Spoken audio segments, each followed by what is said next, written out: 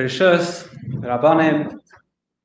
I just want to douse a slight element of enthusiasm. When Russell said that I would treat everyone to meatballs, that was the name of the talk. Of course, wishing everyone, especially the entire Kett family, Russell, Rabbi Nick, Justin, Shira, David, Leo, a long life, only simchas, only good things. And please God, our learning today should be for merit for a very, very wonderful and special person. Legend has it that several years ago, decades ago in Jerusalem, lived a gardener, but not an everyday gardener, so to speak. This is a gardener who used to tend to the gardens, the orchards of the rich and famous, a celebrated, professional, and highly skilled gardener. But this gardener had a very odd custom. Every Friday, this gardener would make his way to one of the local makolet stores, a shop, and he would buy, and those who lived in Israel might remember this, 20 or so asimon coins for a payphone. I'll have to translate firstly what's a payphone. These are old things, that are archaic boxes that superheroes used to change clothes in. An asimon coin effectively looked like one of these things you'd insert into some form of slot machine. It looked a little bit like a polo with a slight indent in the middle. Anyway, he used to buy 20 asimon coins, and then he would proceed to make call after call on the local payphone outside this makolet. Now, Israel being Israel, had the merit of living there for 12 years. When behavior is repeated, people get curious. When Israelis get curious, they let you know that they're curious. And therefore, the makolet owner, after 4 or 5 weeks of this behavior, decides to eavesdrop. What is this conversation? What is this gardener saying week after week, buying the asimon coins, going to the payphone and calling people? What's going on? And he hears the conversation repeating itself. And it goes more or less as follows, or translate into English.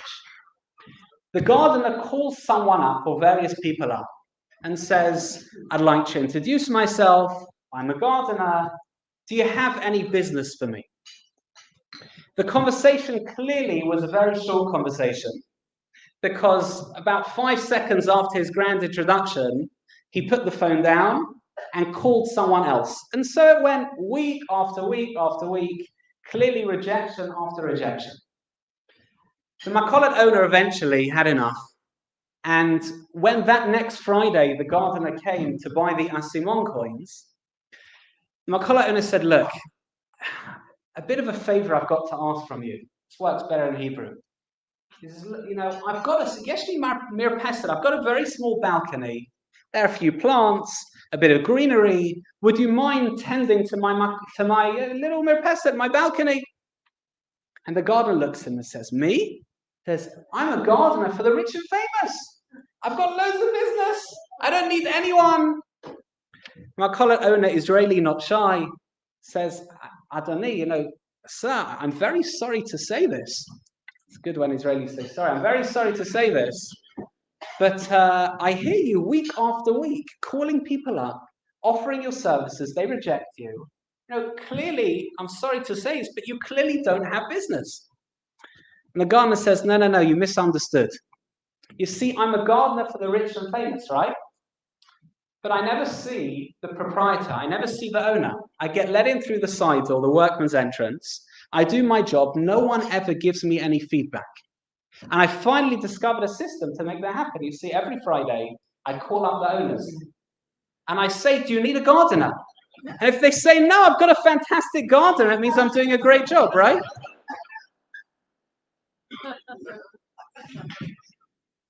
I think sometimes it's so important to pause, to recognize other people's strengths and qualities, and that's exactly what we're going to do the next few minutes with Melinda. I'll say on a personal note, apart from the fact, as we'll reference later, seeing Melinda and the family in Netanya summer after summer, I have to confess, don't know if I should do this as a rabbi. The Ten Commandments probably above me, aren't they? I'm a little bit jealous of the Ketts. I am. Each one talented in a very, very different way. And of course, it takes a very special person to cultivate people with different talents and allow them all to shine. Whether it's Rabbi Nick, I call you Rabbi, for all his creativity and shul things, of course, helped, not only helped, guided and really supported by Shira. Justin with your school educational talents, Russell for vision, management, even awarded by the Israeli Minister of Tourism. And it's apt, of course, at this juncture to ponder everything that Melinda stood for. Not only because that's the best way we remember her, but because it's also her schus, her merit, that we reflect on these things. The truth is, in the deeper sources, they say that when a person passes away, there's a certain void of everything they stood for. Even though, of course, the legacy lives on through the family and everyone they've impacted. But then, Middot, their good qualities, so to speak, are up for grabs. There's a void of those qualities and strengths in the world, and it makes it easier for other people to latch onto. And therefore, where we focus on two in particular of her qualities, they're lessons for us, and of course, it's also in her merit. Officially, the title is Meatballs and Middot. I can't weigh in very much on the meatballs. We all reference them, don't worry. But of course, the Middot were totally apparent and very recognizable. Two primarily. These are the ones in consultation, especially Rabbi Nick, two things that stood out. Number one is smiling. What we call the sever panim yafos, the ability to smile, the ability to make others feel comfortable. And the other one is emar mi'at v'aseh harbeh. Someone who didn't brag about their achievements. I think as Russell mentioned at the Levi, someone who was very happy to do the right thing without the limelights, without the headlights, without the spotlights, just doing the right thing and not bragging about it, a very rare art in today's day and age. Finally, I think there's one thing before we go on to the smiling. I think there's one thing that does need to be mentioned, and I'll say it with a slight anecdote and story. Once upon a time in a hypothetical shul, of course would never happen here, nor in Belmont, there was a fellow called, we'll call him Brian. Brian was the expert, and every shul has one. Whenever the rabbi got up to speak, Brian, within about 2.5 seconds, will be flat out falling asleep. Hypothetical would never happen. Until one Rosh Hashanah, the rabbi decided, with Brian sitting on the front row, that was his custom Rosh Hashanah, the rabbi is going to really make sure that the start of the sermon would be fantastic. There was no chance Brian would fall asleep. Lo and behold, the rabbi walks up, starts about to give the sermon, and before he starts, he notices that Brian's fallen asleep. He gives his sermon, Brian is asleep throughout, and afterwards, privately, he says, look, Brian, I have to say, you're in the front row. I was really looking forward to actually giving you something to think about. But this time, you fell asleep before I started. What's going on? Brian says, Rabbi, it's because I have faith in you. I have faith in you. In other words, normally you put me to sleep during the sermon. I have faith that was going to be, and therefore, even beforehand, preemptive strike, so to speak, I made sure to fall asleep beforehand. Why is a rabbi giving this? Anyone can talk about smiling. I mean, it's just one of those human features. It's basic kindness, basic morality to a certain degree. Two things I think stand out. Firstly, the fact that I've merited to be a friend of the family, and of course, know Melinda as well.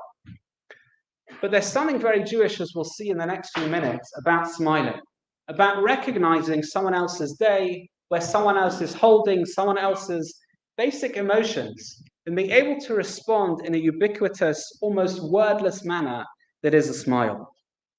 I have to say, when I started looking up some of the Jewish texts and the Jewish view on smiling, the Sever Panim Yafos, it's a Mishnah in Pirkei Avos, the first chapter, 16th Mishnah. I was astounded, and I mentioned this to Rabbi Nick, I called him up one Friday, about how much just resonated, how much almost resounded about Melinda. I'll tell you some of the commentaries on that Mishnah, which references smiling. The first is the Rambam. The Rambam writes as follows. I'll read it in Hebrew and translate. This is, what does Sever Panim Yafos mean? What does smiling mean? What does greeting people pleasantly mean? Explains the Rambam, who sheyisav v'yiten im habrios benachas, someone who's able to converse very comfortably in a refined way, calmly with others, vidvarim arevim uritzuyim, in a very pleasant and pleasing manner. I mean, as part of a job at Norwood, hosting people with the Meatballs, being comfortable, allowing others to express their talents and express themselves, I mean, that says it all. Rav Vadim Tanura, one of the other commentaries, takes it a step further. He says like this, I'll read this one in English. He says, the Mishnah is not just telling you have to smile, and it's a good thing to smile. If a person has guests, make sure they're not begrudging whatsoever. Again, with food and entertaining others, inviting others the whole time, making sure people felt comfortable at their table. Rav Vadim Tanura, his commentary, very loud. Rabbi Leona says, show them a happy face so they'll be comfortable with you. Now, there's sometimes, and I see this when I teach teenagers, sometimes there can be a lot of distance that is suddenly dissipated with a smile. It's a way of conveying that someone can be comfortable with you. Someone can open up to you. Someone can share their emotions because I'm comfortable, I'm accepting, and I'm ready to hear what you have to say. Someone shared with me, Rabbi Nick actually shared with me a beautiful email from Ruth Schneider, who writes as follows, and I was told I was allowed to share it, just in the vein and the theme of smiling, showing someone a happy face, so they'll be comfortable with you, not because it's a popularity contest, not because we need other people's validation, other people's, seeing that I'm popular in order to live our lives, but because that impacts on other people. Listen to this. She says, I'm so sorry, and I'm shocked to hear of the passing of Melinda. I have very fond memories of her from my childhood and recently in Netanya or around Stanmore and Edgware. Melinda was always so warm and friendly, and it always brought a smile to my face to see her. That's a reflected smile. When I was about 8 years old, I was riding my bike near your house, and I fell and hurt myself ever so slightly. Melinda came out of the house to help, giving me a plaster, and most importantly, a sweet, and invited me in to clean up. That's not cleaning up the house, you understand? That's you. That's what the commentary said. I wasn't embarrassed to speak to her, like I was to other friends' parents. I think that line says so much. I'll read it again. I wasn't embarrassed to speak to her, like I was to other friends' parents. She had this ability to make you feel so comfortable. She was very special, as are you as a family, and I'm thinking of you. Those words again of the Rambam, sheyisav v'yiten im habrios, to be able to converse with others, bidvarim arevim uritzuyim, in a way that's pleasant, in a way that elicits genuine responses. When someone smiles, when someone shows someone else their essence, they are happy, they are comfortable to respond in kind. Again, that beautiful email. There's something particularly ubiquitous about a smile. The Tiferes Yisrael commentary on that Mishnah says that simcha, joy, and memory are connected. I don't know if you've ever tried this, but if you think of your earliest childhood memory, it's often connected with some form of strong emotion, whether it's tremendous joy, sometimes, unfortunately, tremendous pain. We remember things that spark simcha. We remember things that spark an emotion. The truth is, it's because we remember things that are relevant. Many years ago, they did a social psychology experiment. I'm not sure if anyone here has been to one of these very fancy restaurants where the waiter or the waitress remembers your order without having to write it down. A very impressive skill. They did a social psychology experiment to see how long could that waiter or waitress remember your order for? How many minutes, how many hours, and how long did it take till they forgot your order? They found as follows. They remembered the order to a T, everything, whether it was the heat of the food, whether it was how well the steak should be done, etc. Everything, until the point where? Go on, Rabbi Nick. Until the point where? So until the point where they served the food. As soon as they put the food down, they couldn't remember a thing. Even if there was half an hour between the order and the food arriving, 10 minutes between the order and the food arriving, didn't make a difference. As soon as they put the food down, they couldn't remember a thing. And I think the idea is relatively obvious. In as much as something is relevant, we remember it. In as much as something resonates, we remember it. It's relevant until the food was served. Once the food was served, it's no longer relevant. When we remember something because there's a sense of joy, of simcha, when we remember others, it's because they sometimes instill in us a sense of simcha. And in Melinda's case, Melinda remembered, and Rabbi Nick was telling me, Melinda remembered Nick's old classmates from Sinai, like years later, right? Years later. Because someone who's looking to bring joy to other people's lives, someone who's willing and able to smile throughout any difficulties and challenges, someone who's able to brighten up someone else's day, of course their memory is going to be fantastic.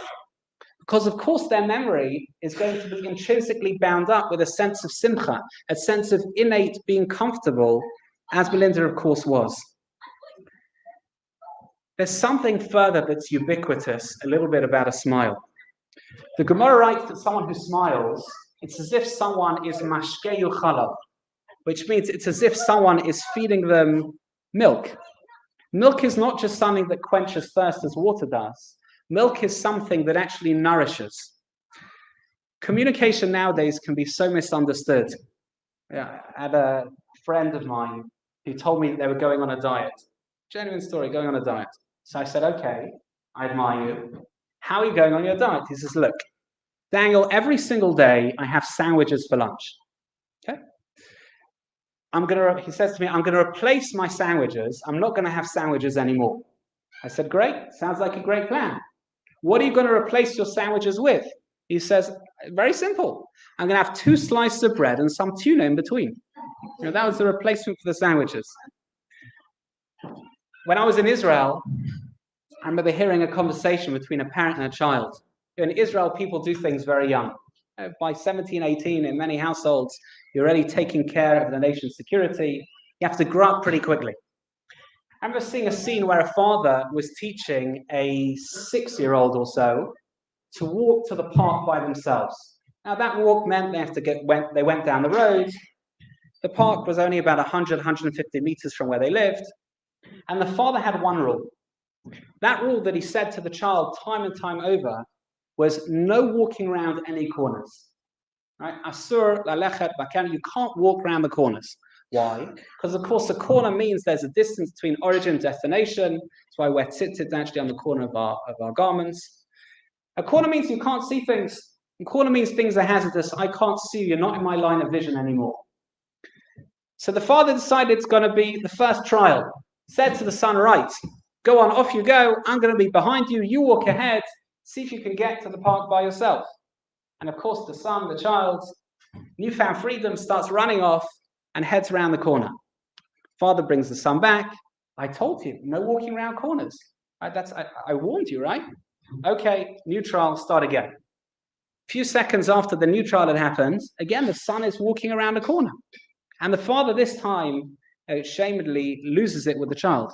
Starts screaming, says, look, this was your chance. And I told you, you're not allowed to walk around a corner. I warned you, this is stopping now. You're not allowed to walk to the park by yourself again. And the child, just bless him very sweetly and innocently, turns around to the father and says, Abba, his daddy, says, what's a corner? Now, the child had no idea. The terms hadn't been defined.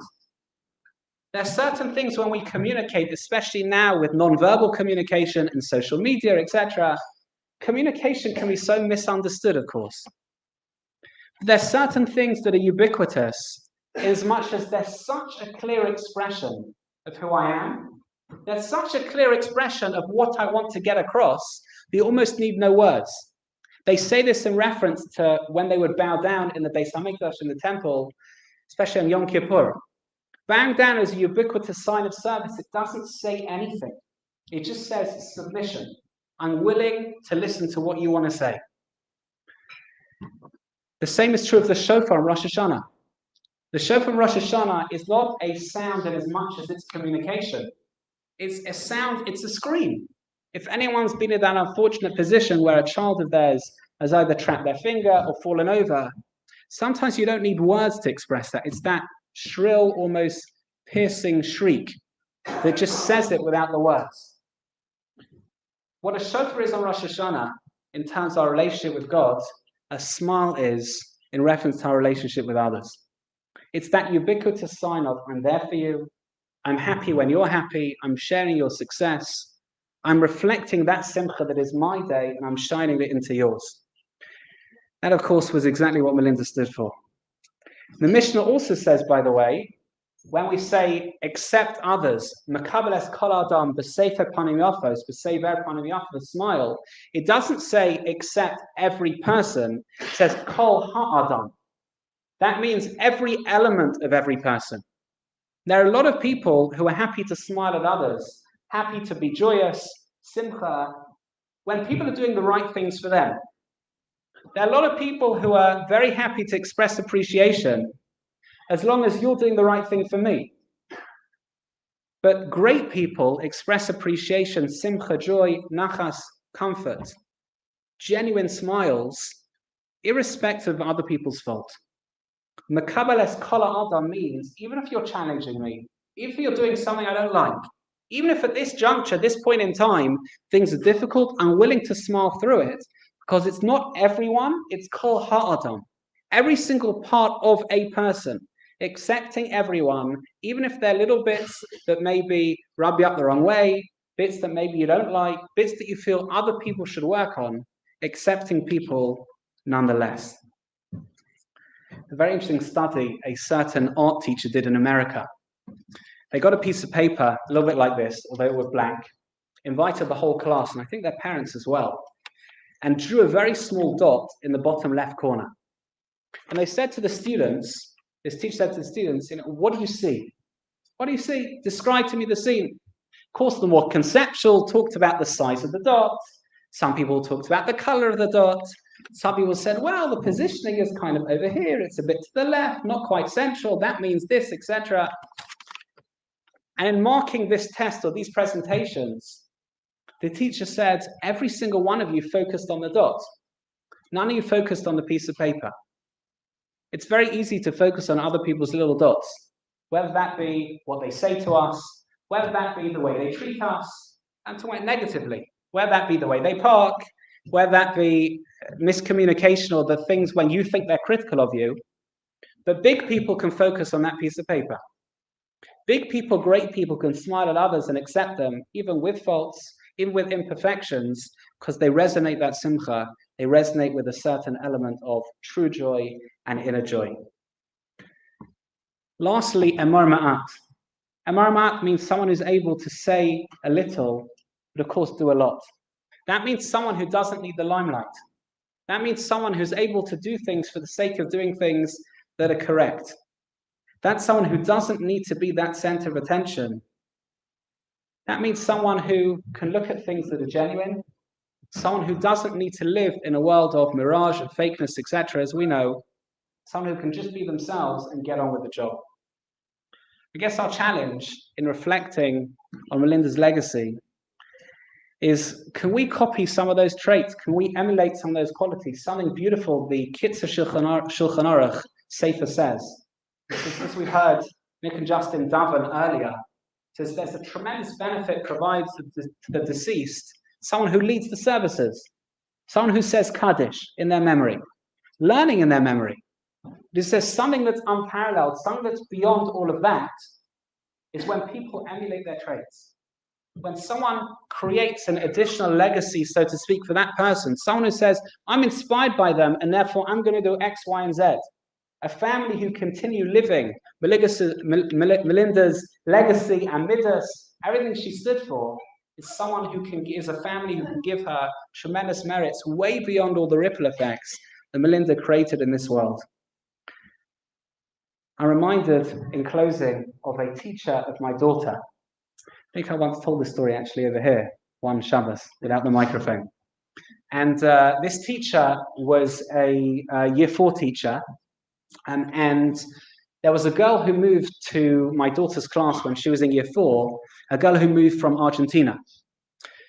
Now, this girl was having quite a troubling and challenging time on her weekly spelling test. This girl approaches the teacher in secret and confidence and says to the teacher, look, it's not fair. Everyone else is getting 80, 90% on their weekly spelling test, but I'm getting 20s and 30s. Of course, the teacher says, look, it's not about world records, it's about personal bests. You're improving, you're making progress. And after all, your first language, you just moved from Argentina. Your first language isn't English, it's very good, not Argentinian, Spanish. It's Spanish, great. All right, so how do I know this story? How am I privy to this private conversation between a student and her teacher? We didn't move from Argentina. A few weeks later, my daughter is studying for a spelling test. Now, my daughter Miriam is studious, assiduous. She's great. She studies very, very well. And the weekly spelling test was easy. But I see her struggling. And she walks over to me and says, Daddy, can you help me with this test? That itself was kind of alarm bells. Can you help me, Daddy, with this test? No problem. I look at the words on the paper, and of course the words are all in Spanish, not Argentinian still. Yeah, Spanish. Right? The teacher had set for the entire class a spelling test in Spanish just so that this girl should feel good about herself. I have to say, I have no idea whether she came out top. I hope she did. But the point is, in our lives, as Melinda did, to be able to adapt our daily lives, our daily routine, even expectations, to make other people happy, to make other people smile, to make other people excel. And Maramatva say, Harbe, Makabeles kol ha'adam b'seva panayafos. It should be, our learning should be a schus for Rachel bat Leib HaLevi. Please God, we should emulate her Middot. Please God, her family should have only nachas and simcha, a lot of good times to come.